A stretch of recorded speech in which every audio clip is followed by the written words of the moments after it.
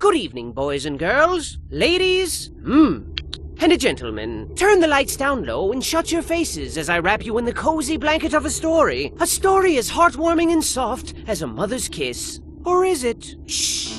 Once upon a time, there was a boat. Now, this wasn't just any boat, children. It was a ship full of friends, hundreds of friends, best friends, one and all. A veritable friendship it was. Get it? But it wouldn't be very ladylike of me if I didn't mention the most noteworthy friend on board, Hattie Hattington. Say hi to Hattie. Hattie was like king friend of Friendship Kingdom, best friend to one and all, and the walking definition of handsome gentleman. Now, one fine morning, Hattie and pals set out for a new, exciting adventure. What fantastic wonders would they discover this time? Perhaps they'd come across a scary ghost ship. Perhaps they'd find an island made entirely of candy. Perhaps they'd meet a band of scary, swashbuckling pirates and join forces to find an island made entirely of candy. Who knew? But it didn't matter. So long as they were together, there were smiles to be had and adventures to be shared. Now today 'twas a day like any other adventure-y day. Spirits were uncrushably high, everyone was singing and dancing and having a jolly time, when suddenly the ocean was all like surprise, and a huge, massive storm brewed out of nowhere. Boy,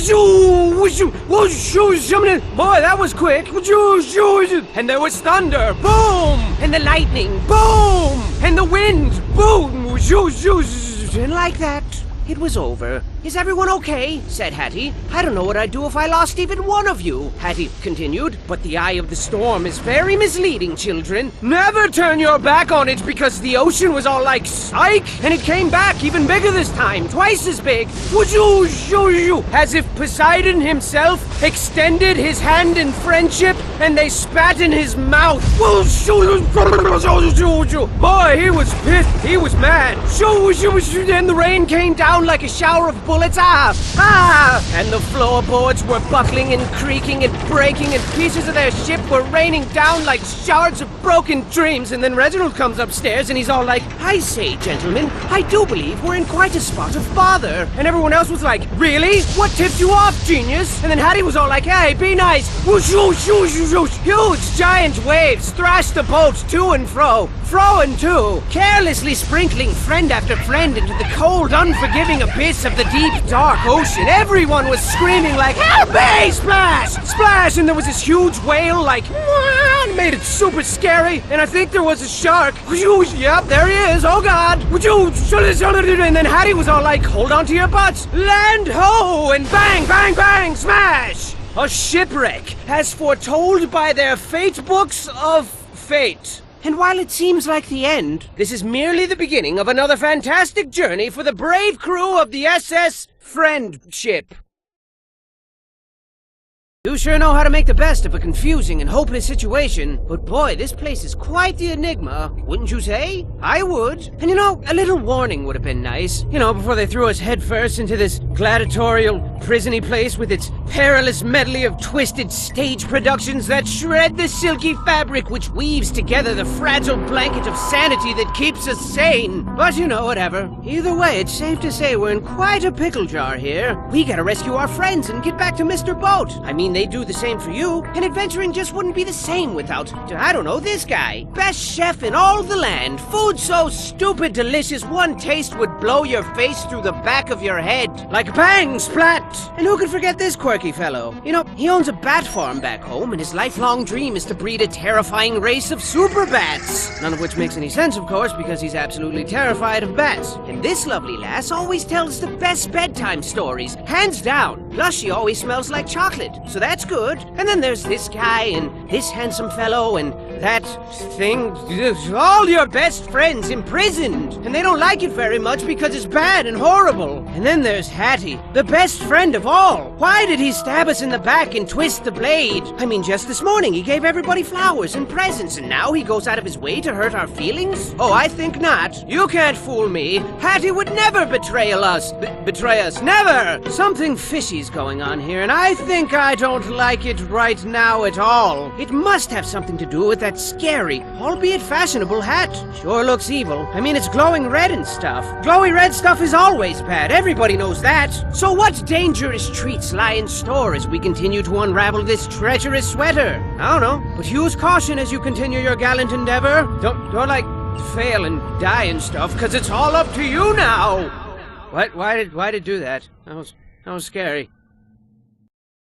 There's never a dull moment with you at the helm, except for maybe like twice, but I gotta hand it to you. You've got quite the unbreakable spirit. I mean, I'm not nearly as brave as you. If I was in your capably nimble shoes, I'd say to heck with Hattie and my friends, they'll be fine. And then I'd pack myself a nice bag lunch, show these cats my favorite finger, and then I'd make like horse turds and hit the trail. But I'm not you, and you're not horse turds. No sirs. You are the very definition of the cat's PJs. And speaking of which, these cats are truly bizarre. Why are they here? I mean, I've got my theories. Perhaps they're aliens from another world. Maybe their genetic experiments gone awry. Or could it be that they were once normal kitties? Normal kitties who evolved into the strange, unpleasant creatures we see before us? These hideously adorable abominations with their beady eyeballs, giant, bloodthirsty, tiny mouth fangs, slashy paw claws, and stanky funk breath. Plus, they're awfully rude and crabby. I think they all need girlfriends or something. I'm a cat, see? I'm grouchy, see? I like to run around all day and hurt people's feelings, see? But don't take them lightly. Although sassy and lazy by nature, cats are awfully crafty, and finding a weak spot in that bright orange furry armor might prove difficulty. Minus the why. They're always watching, children. I see them lurking in the shadows. Lurking hard! Or hardly lurking, see? On that note, this whole theater's like a bad joke. But how did things get so bad? At one time, this theater was a nice place, with flowers in every vase and smiles on everyone's faces. Can you believe it? I wouldn't believe it. I mean, if you told me that, I'd more than likely call you a liar and walk away. And, find some place to get ice cream to replenish the innocence you blackened with your filthy deceits. I like strawberry. Just keep your wits about you as you descend deeper into the belly of the beast. And perhaps you'll find a way to put an end to this madness. Way to bite the bullet so far. You don't even complain about the prison food, which is shocking because that stuff tastes like doo-doo casserole with a side of butt salad. But best of all, your riveting performances have the theater bursting at the seams with excited patrons, and with all this extra cash you're raking in, the theater can afford some serious improvements and really start beefing up these horrifying shows of murdery death to appease the fickle crowd. So that's good. And what's the deal with Hattie? He just creepily looms around the theater all day. Look at him looming. It seems like he's been forcefully forced to manage this place. Well, it looks that way. He just sort of sits there, just as productive as one can be. Yep, living life to the fullest. Whoa, slow down, buddy. Yes, sir, full of salt and pep. Full of pea and vinegar. Overflowing with youthful energy. Say something, Hattie. Cat got your tongue? Shut up. You know, people really seem to be a precious and rare commodity in this strange part of the world. Seems our little boat wreck was a delicious gift from the heaven gods, and these bizarre cats are taking full advantage of us. What cruel fate left them to roam the grounds of this scary old theater, desperately ruling these bleak premises with an iron paw? And just how long have they been orchestrating this sinister scheme? I mean, avert your eyes, children. Avert them! There's bony people skeletons everywhere. Scary, right? Now, I'm no genius, but I definitely know how long it takes for a body to decompose. So this must have been going on for at least... Oh, wait, scratch that thing I said. So do you possess the courage to soldier onward and uncover the mysterious mystery behind this grim world? Or will your hilarious death screams be drowned out by the sound of your own hilarious death screams? We shall see! We shall see! We shall see! You see? Take my dainty hand as I whisk you back to a time long forgotten, long before the poop hit the fan here. The year was 17059-ish, whatever. Self-made billionaire, cat fanatic, and theatrics aficionado Perham Furbottom set out to create the biggest, ritziest, most thrill-inducingest theater ever. And he did. And it was the talk of the town. Trust me, if you weren't there, you were most assuredly square. People were seriously like, what, you weren't there? What are you, a nerd? Opening night was a thing to behold, as Lord Furbottom organized the grandest, jaw-droppingest show ever seen. There was explosions and dancing girls who exploded, exotic animals who exploded, incredible feats of magic and wonder with fantastic production values all around. Furbottom sat for days on end, mind, marveling at his breathtaking creation and packing handfuls of delicious, buttery popcorn into his mouth. But alas, his illogical contempt for intermissions ultimately caused his demise, and during the show, Furbottom passed away, having pooped himself to death on the way to the bathroom. Legend says he clenched his butt as hard as he could, but his little cheeks just gave out.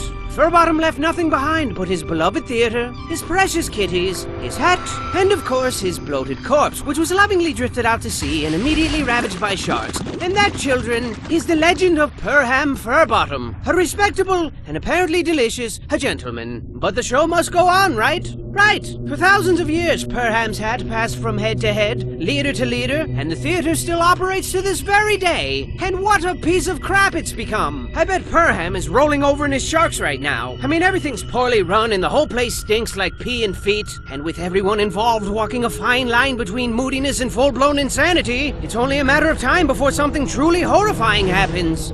But try to keep a sunny disposition as you sink further into darkness, yeah? Nobody likes a crybaby.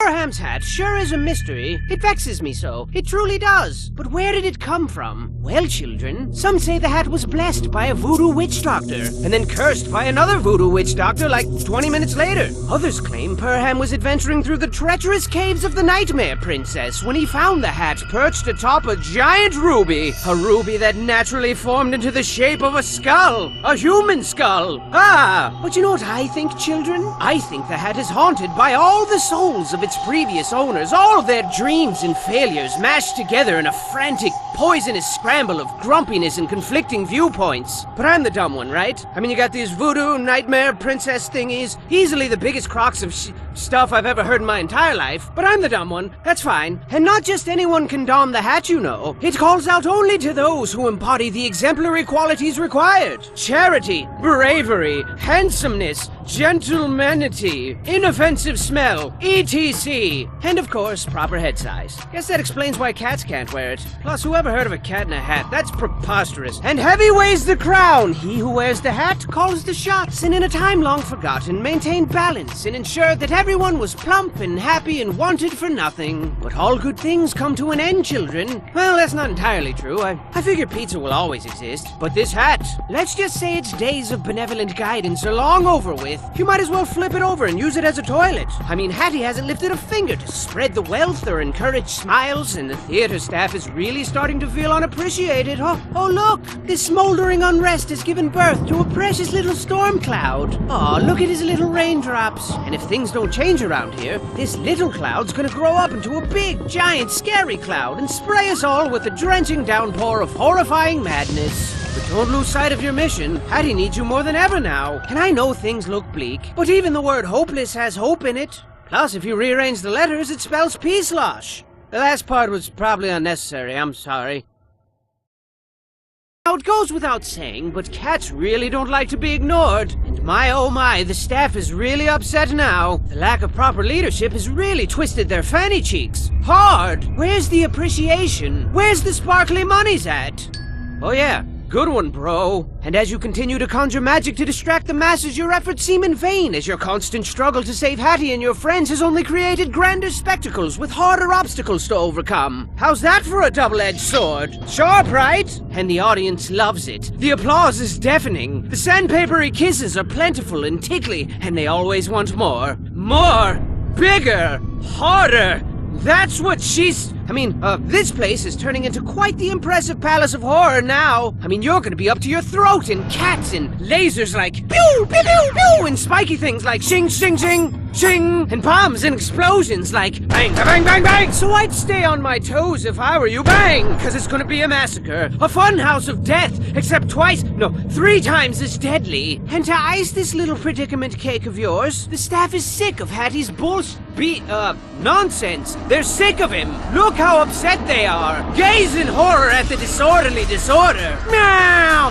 Meow! See? Aren't you scared? You should be. Bang! Crash! Crash! Bang! Nah, kinda hard to do it justice with these little thingies, but trust me, it's terrible. Everyone's naked and rioting and pooping on the floor and clawing the expensive curtains. Come on, guys, they're expensive. Everything's going up in a horrifying blaze of chaos. Plus, the picnic was cancelled, and I've kinda got a little headache coming on, and it just never ends. But go forth and give it your all. I won't believe you fought and died for nothing. And perhaps, when it's all over, I'll meet you in the afterlife whilst perusing the Hall of Heroes, where the brave live forever. There's also a Hall of Losers and Failures. You don't want to end up there. Trust me, it's embarrassing.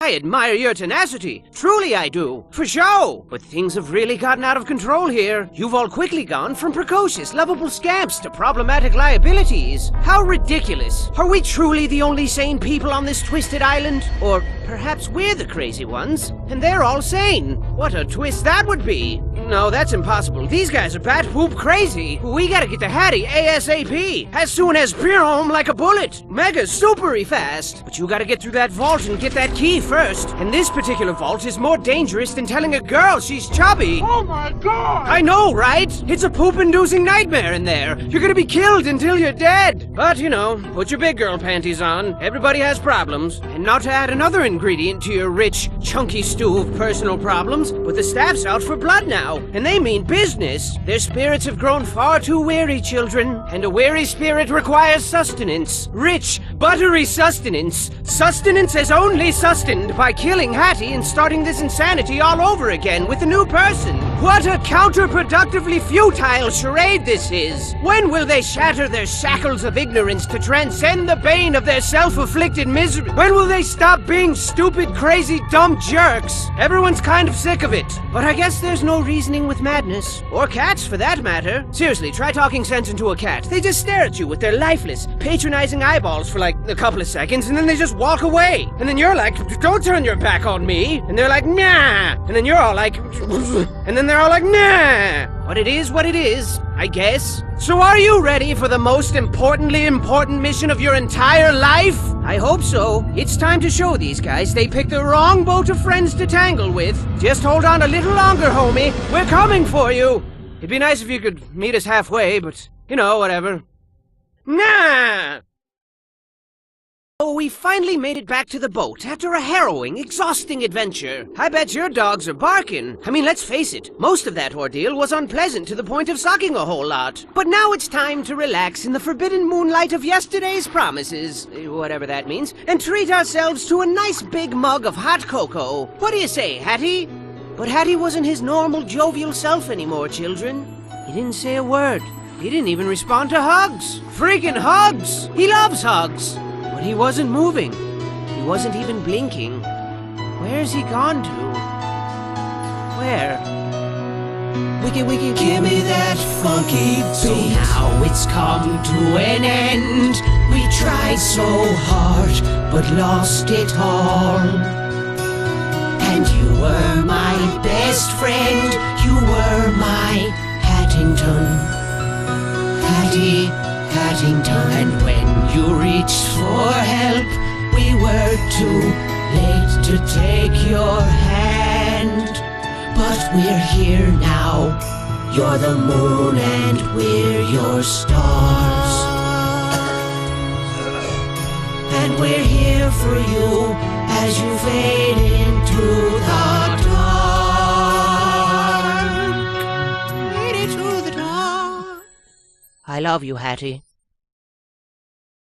So your best friend's a vegetable now. Blah, blah, blah. But you know what they say? When life gives you potatoes, you make potato salad. And I got just the recipe. Hit it! Buckle your pants, buckle your pants. Pull up your socks and dance. Buckle your pants. Buckle your pants. Buckle your pants, buckle your pants. Hey, I said dance. Buckle your pants. Buckle your pants. Ladies, yeah? Buckle your pants. Gentlemen, buckle your pants. Boys and girls of all ages, buckle your pants or they might fall down. Hey you, buckle your pants. Yes you, buckle your pants. Everybody, buckle your pants. But if you don't want to, no, that's fine. Buckle your pants, buckle your pants, buckle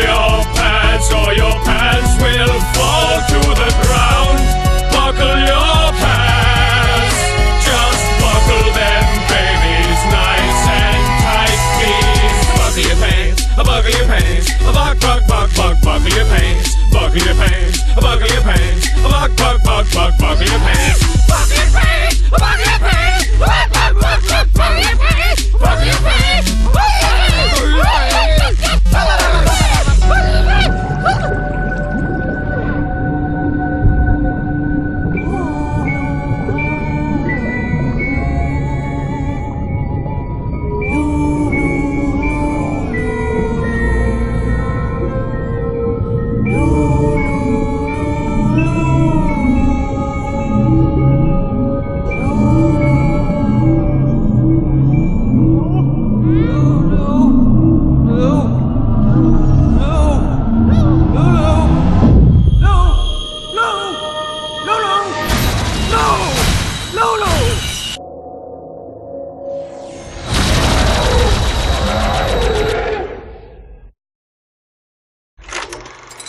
Oh, I get it. Because of the... Yes.